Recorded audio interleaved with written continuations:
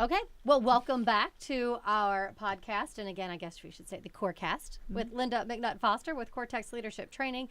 And of course, Ron Bonnstetter with the TTI, or I guess the long drawn out, if we should, Target Training International Success Insights. Just give it one more push. But let me remind everybody, Ron and Linda, we were just talking about the assessments that TTI has given around the globe. And we ended with Pre-frontal cortex, asymmetrical, gamma waves, fight or flight. That's how we survived the savannah. So let's take those thoughts, Ron, if you would, and compile that, explain that to what exactly, when you start talking about prefrontal cortex and our instant or gut reaction to what we see happening in front of us. Well, I think the first thing to recognize is that I live in Arizona. So my brain is set up so that if I see a snake, I'm going to respond. And that's virtually every human being has these immediate responses to something that is threatening. And that has saved us, as I said before. But here's what's interesting. The concept of threat is not confined to things that can hurt us. Threat can be triggered by somebody confronting our beliefs, confronting our biases, confronting what we hold dear to us. And the body cannot differentiate the snake from the threat, a verbal threat. Okay. They are both triggers. And here's what's happening. When you are triggered by somebody inflaming you with something that you don't necessarily agree with, you must recognize, and here's the power of knowledge, you must realize what's going on biologically so that you can deal with it. You can't change the biology. When I am threatened, what happens is the amygdala is triggered. The amygdala sends out cortisol and adrenaline. Both of those hormones completely shut off the executive function part of the brain. You are not going to be able to analyze and think clearly. You're going to be able to react. It's all about reaction. And as soon as that happens, the reaction is good when you're trying to back away from a snake. It can be bad when you don't recognize this is not a snake, this is something I better back up on and think about. And so we've got to counteract that immediate response, biological response, and slow down, count to 10. You see, all the information we have is in our literature. We know that reaction is going to happen, and people say count to 10. People say don't deal with something when you're angry. Sleep on it. Don't send the email till tomorrow. Absolutely. All of those things are true, but the reason behind it is that your body has just been flooded with a hormone that is causing some concerns that you better not be reacting when you're in that position.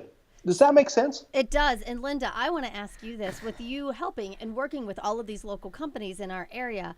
So Ron just said, you see that snake, your reaction is to run, and that's a spectacular reaction to have. But again, when it truly isn't a snake and you're looking at a coworker or a boss or a client who has just enraged you, and Ron said basically count to 10, how often do you see this play out when you're doing your consulting work with companies? Do they come across this a lot on a day-to-day basis? This is one of the main responses in meetings. People want to understand why trust isn't being built in organizations. This is the main reason, because of the definition that people put to threats. So to some behavioral types, like to there's a supporter type of behavioral type, the tone of a driver, which is a different behavioral type, is threatening to them.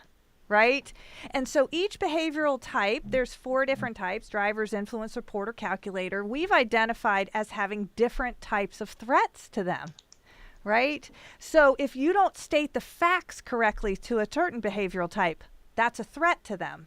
Okay. Right? And so this is going on constantly. And so the work that we do a lot is in conversational intelligence, right? Which is, we're going to be doing an interview with Judith Glazier, because it's about our brain's ability to not see those things as threats, to talk through those things, to have what we would call a 10-minute sweaty conversation, right? Be honest, be upfront, and be able to work through that so that I understand that you're just a driver and that's your tone. I'm not going to take it personally anymore. And there's rules of engagement you need to have in your organization and in meetings to be able to keep those reactions, those amygdala reactions, those anxiety reactions down, and people open, because it's the openness and the lack of those reactions that create the trust and build it. That's a question I have for you, Ron. When people take your assessment, for example, I did, and I, as Linda likes to call me, is a screaming high I, and I forget my motivator. I can't remember it. See, that's my point. Though. Social. So, okay, thank you. Social. But people aren't walking around with badges or driver written across their foreheads. So on a day-to-day basis, how do you, even if you've given the assessment to this company, how should I, Becky Freemel, when I'm working with someone, handle a situation? Do you just count to 10? Because I'm like, I don't know. Is he a driver? I mean, how do you step away? Well, you've asked a very complicated question. If there was a simple answer to that, we would have none of these issues going on right now, politically or any otherwise. So it's not a simple answer. However, the first thing I would say is that people need to recognize that most conversations should entail about 80% listening. Okay. And so in the process of listening, so there's two phases to this. I am convinced that you cannot help others and you cannot react to others properly until you understand yourself. Okay. So it starts by complete understanding of yourself and what you're bringing to the table.